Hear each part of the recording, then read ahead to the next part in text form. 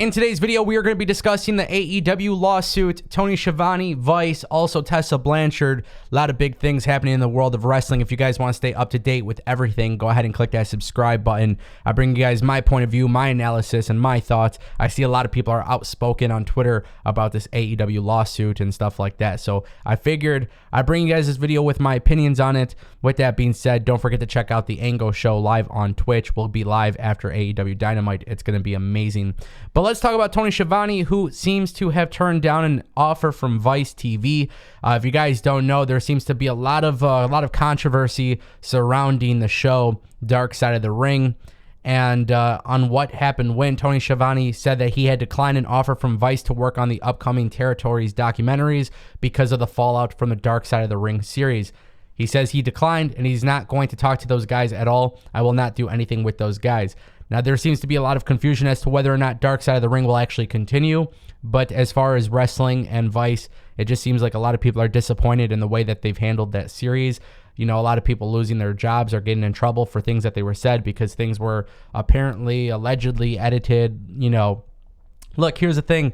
Tony Schiavone is a legend. If he doesn't want to do it, he doesn't want to do it. It's simple as that, you know. And I think I think documentaries and being able to hear stories from the old days of wrestling is great. It just has to be done the right way. That's really what it comes down to. Tony Schiavone doesn't feel like Vice and the team over there has handled it the right way. Whether or not Dark Side of the Ring is going away, I really don't know.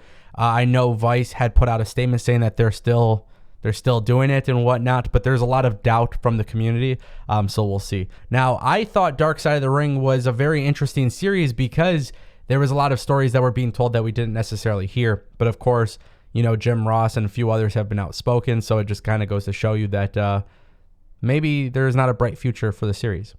All right, guys, I want to talk about Tessa Blanchard. Very, very crazy stuff, guys. Maybe disappointing, too. So, Sean Ross Sapp at Fightful Select reported that there are allegations of issues surrounding Tessa and the promotion Women's of Wrestling. After she deactivated her social media, there has been a bit of a fallout between the two sides. I'm going to read this to you guys entirely so you guys can get the right picture here.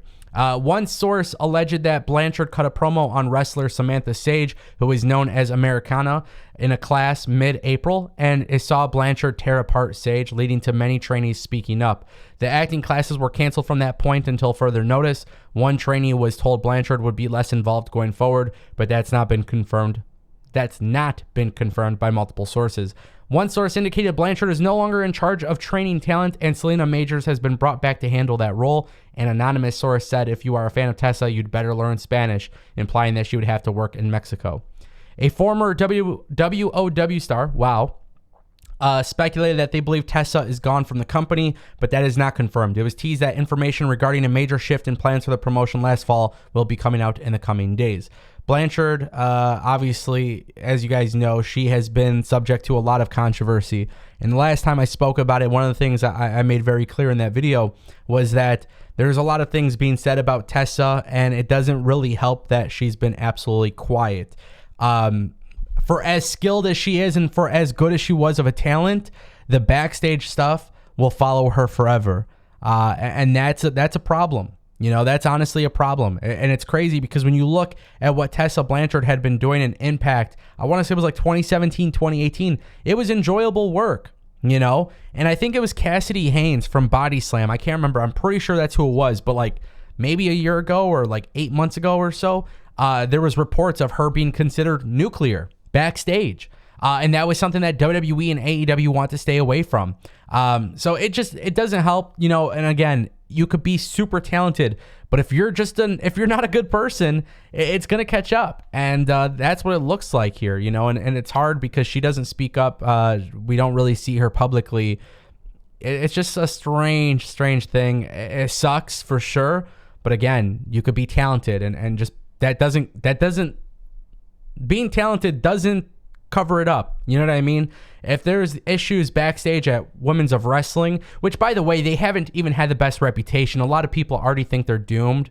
A lot of people think they're going to fail. This is the type of stuff that doesn't help it by any means. And you know, if they've moved on, they moved on. If they didn't move on, I don't know what to say. But it is a very, very crazy scenario here. Again, more Tessa Blanchard stuff. I wish we could be speaking positively. I wish there would be news about Tessa that would be positive, right? But it feels like every time she's ever brought up, there's just this negative stigma that's attached, and it sucks. It sucks. With that being said, guys, I do want to turn our attention to the AEW lawsuit because according to Brandon Thurston on Twitter, a plaintiff has filed a class action complaint against All Elite Wrestling, LLC, for allegedly violating the Americans with Disabilities Act, claiming ShopAEW.com isn't accessible to visually impaired people. Now, I'm not a lawyer. I know a lot of people. I'm seeing a lot of people. There's a lot of responses here and stuff like that. And, you know, you guys could go on Twitter and read them. And if you want to learn more about the lawsuit, Brandon Thurston's got the information here. But nature of the action: plaintiff is visually impaired and legally blind person who brings the civil rights class action against defendant All Elite Wrestling. So there is a lawsuit going on for AEW. Brandon Thurston actually also mentions that there was a similar complaint that was filed against WWE in 2020. WWE settled soon. You could click the link and learn more about the complaint and everything like that. Guys, I'm not a lawyer. I don't know anything about these types of lawsuits, so I'm not going to give you some sort of like opinion on that. What I would say is there seems to be a lot of people who are, you know, they're very, very negative towards this stuff that's coming out about AEW. And to me, I don't know. That's like strange. I don't know. I feel like if WWE's gone through this, AEW's gone through this. Obviously, it's not something new. There's just a lot of people out here that are like, they're saying wild things about AEW, and I don't know if that's necessarily fair, but you know, at the end of the day, AEW, they got to keep it rolling. They got to keep putting out a good product. This will probably get resolved. I don't think anything major of this will come up.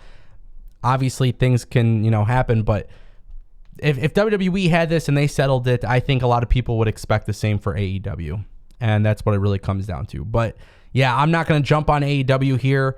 To me, this sounds, I don't know, very, very big of a mistake. And I just think a lot of people are blowing it out of proportion on social media.